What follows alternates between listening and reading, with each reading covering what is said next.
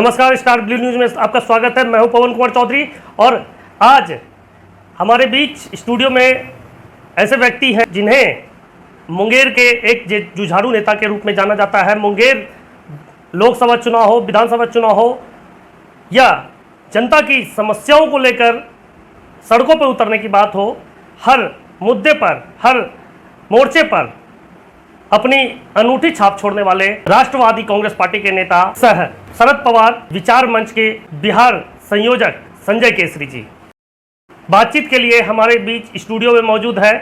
राजनीतिक विश्लेषक, मगध चक्र न्यूज के प्रकाशक जितेंद्र कुमार सिंह जी। खबरों के माध्यम से हमसे जुड़े रहने के लिए YouTube पर हमारे चैनल को सब्सक्राइब करें और बेल आइकन को दबाकर घंटी बजाएं। स्टार ब्लू न्यूज में संजय केसरी जी आपका स्वागत है। आप शरद पवार विचार मंच का प्रदेश संयोजक भी हैं और बिहार की राजनीति में आप बहुत सक्रिय योगदान दे रहे हैं। तो अभी वर्तमान परिस्थिति में जो बिहार की हालात है, तो आप इसको किस मद्देनज़र से जो है बिहार को देख रहे हैं? अभी बिहार में सबसे बड़ा, सबसे ज्वलंत और सबसे सुलगता हुआ समस्या बेरोजगारी का है। हर हर मोदी, घर घर मोदी पूरी तरह से चुनावी जुमला साबित हुआ। हर हर मोदी, घर घर मोदी तो उस घर में भी नहीं है जहां मोदी के अंधभक्त रहते हैं, जबकि हर हर बेरोजगारी है, घर घर बेरोजगारी है, हर गांव बेरोजगारी है और हर शहर बेरोजगारी है। यह कड़वा सच है। बेरोजगारी मोदी भक्त के यहाँ भी है, मोदी विरोधी के यहाँ भी है। कोई ऐसा घर नहीं है जहाँ बेरोजगारी नहीं है। इसलिए बेरोजगारी आज के समय में सबसे ज्वलंत, सुलगता हुआ समस्या है। संजय केसरी जी, ये तो हर हर मोदी, घर घर मोदी, ये तो पूरे राष्ट्र का मामला है। बिहार में तो अभी जो है बीजेपी और जो है आपका जदयू का सरकार है, इसके मुखिया जदयू के हैं और मुखिया पावरफुल भी है। ऐसी बात नहीं कि वो मोदी के मेहरबानी पे यहीं टिके हुए हैं, उनको अदर पार्टी का भी समर्थन मिलने जा रहा है। तो चाहे तो दूसरे पार्टी का भी समर्थन लेकर करके स्वतंत्र रूप से काम कर सकते हैं। लेकिन फिर बिहार में वैसी क्या स्थिति आ गई है कि बिहार में बेरोजगारी जो है चरम सीमा पर है। बिहार के लोग पंजाब, हरियाणा, महाराष्ट्र, गुजरात, आसाम, चेन्नई, ये सब को जो है आर्थिक उन्नति पर ला कर करके चार चांद पर पहुंचाने का काम किया है। और आज बिहार की ये दुर्दशा कि बिहार के युवक को यहाँ जो है रोटी पर भी आफत हो रही है। इस पर आप क्या कहना चाहते हैं? जैसा कि हमने बोला था, हर हर बेरोजगारी है, घर घर बेरोजगारी है, हर गांव बेरोजगारी है और हर शहर बेरोजगारी है। बेरोजगारी बिहार की सबसे बड़ी समस्या है और लोग रोजगार के अभाव में दूसरे राज्यों में पलायन करते हैं। दूसरे राज्यों में बिहार का श्रम शक्ति उस राज्य को चमकाने में अपना योगदान देता है, लेकिन उसी श्रम शक्ति को बिहार के उन्नति के लिए उपयोग नहीं किया जाता है। इसलिए कि बिहार में रोजगार का और सरकारी नौकरी का सर्वथा अभाव है। आज आप किसी भी कार्यालय चले जाइए, मुंगेर जिला में ही, पूरे बिहार का यह सियासत है। मुंगेर जिला में देख लीजिए, किसी भी कार्यालय में, चाहे वह केंद्र सरकार का कार्यालय हो, राज्य सरकार का कार्यालय हो या स्वशासित संस्था का कार्यालय हो, आधा से ज़्यादा पद खाली हैं, बहाली नहीं हो पा रही है।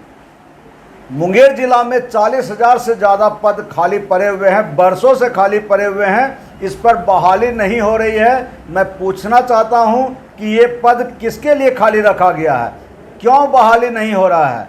जो लोग रोजगार के लिए सक्षम हैं, उन्हें बैंक रोजगार करने के लिए, स्वरोजगार के लिए लोन नहीं दे रहा है। बिहार में बैंक बिहारियों को चोर समझता है, लेकिन यही बैंक विजय माल्या, नीरव मोदी, मेहुल चौकसी, कई ऐसे विलफुल डिफॉल्टरों को करोड़ों रुपया का, अरबों रुपया का लोन दे रहा है। वो लोन ख़त्म होते जा रहा है, बर्बाद होते जा रहा है, एनपीए में जा रहा है। लेकिन वो लोग चोर नहीं है, बिहार के लोग चोर हैं।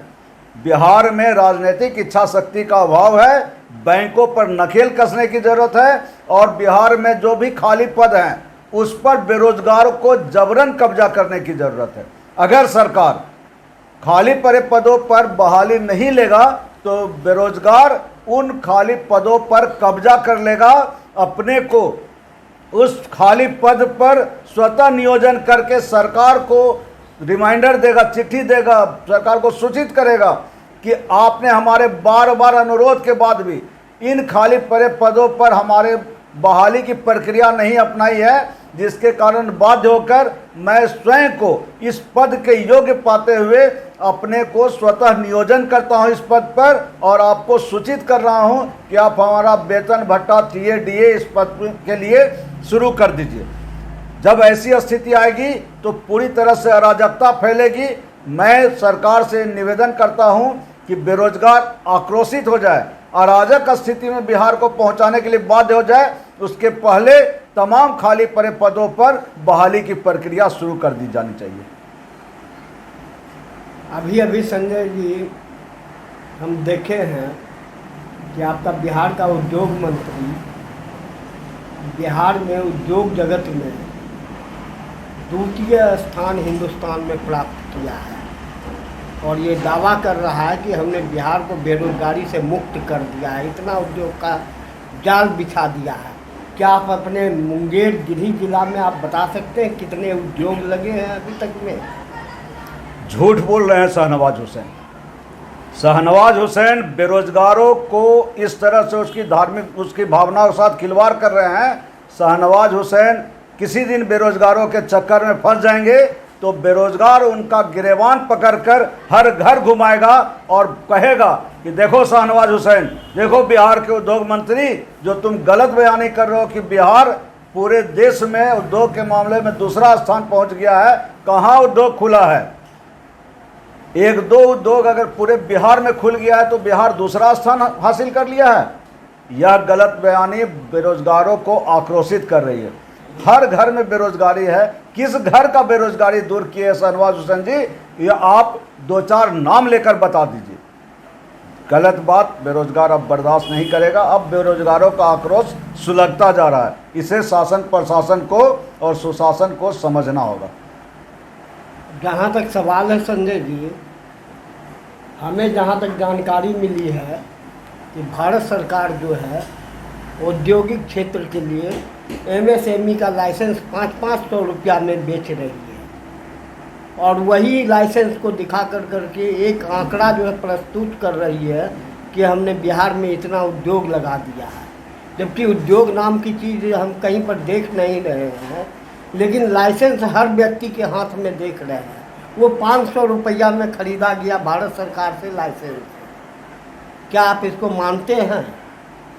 क्या वास्तव में उद्योग लगाया गया है या 500 रुपया में वो लाइसेंस खरीदा गया है? देखिए, उद्योग तो लगा ही नहीं है, दो चार अपवाद हैं। लेकिन लाइसेंस के अनुसार तो बताया जा रहा है कि बिहार में इतना उद्योग की संख्या है। यही तो बेरोजगारों के साथ छल है। बेरोजगारों इसी तरह की फर्जी आंकड़ेबाजी करके सरकार यह दिखाने का काम कर रही है कि बिहार पूरे देश में उद्योग के मामले में द्वितीय स्थान पर पहुंच चुका है।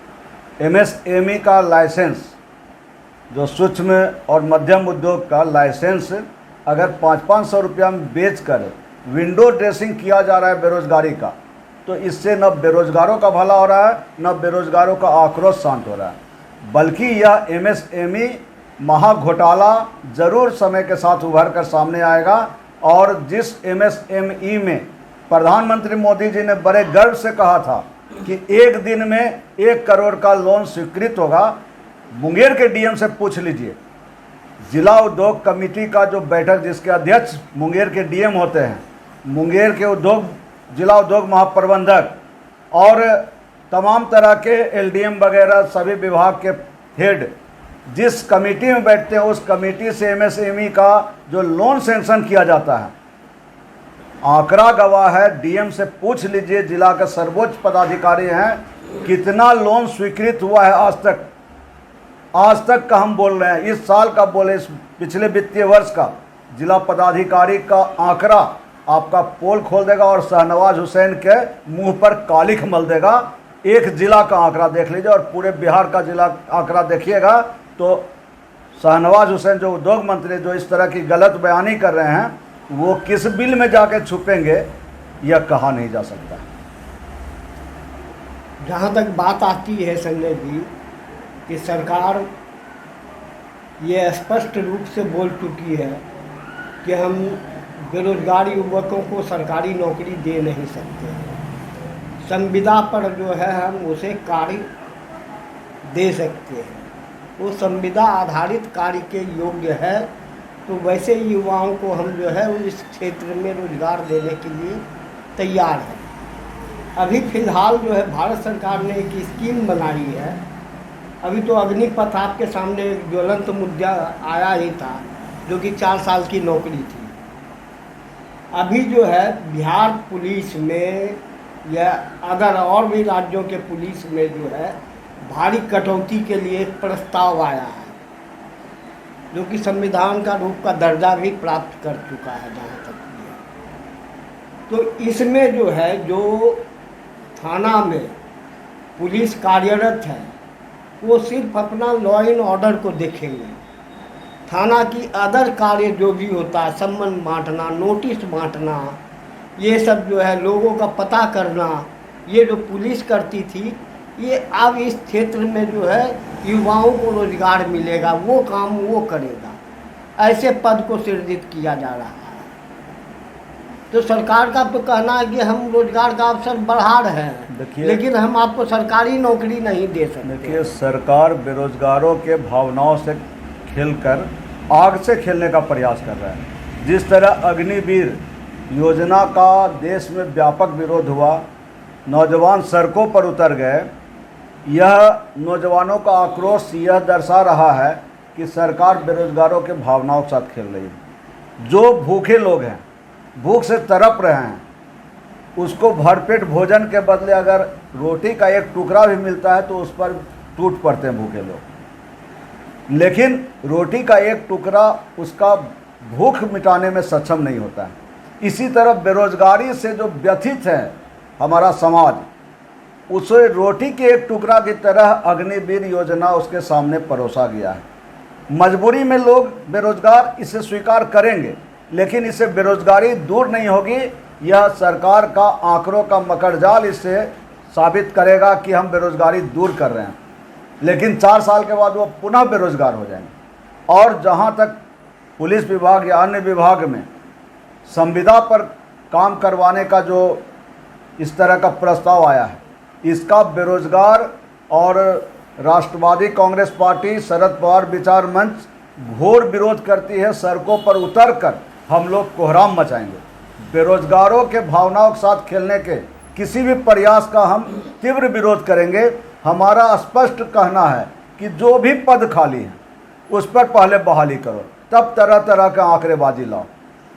अगर सरकार खाली पड़े पदों पर बहाली की प्रक्रिया शुरू नहीं करेगी तो बेरोजगार ऐसा जलजला लाएंगे जिसमें सरकार का सत्ता कहाँ जाकर बहेगा, कहाँ जाकर बिला जाएगा, यह बेरोजगार इसकी गारंटी नहीं लेंगे।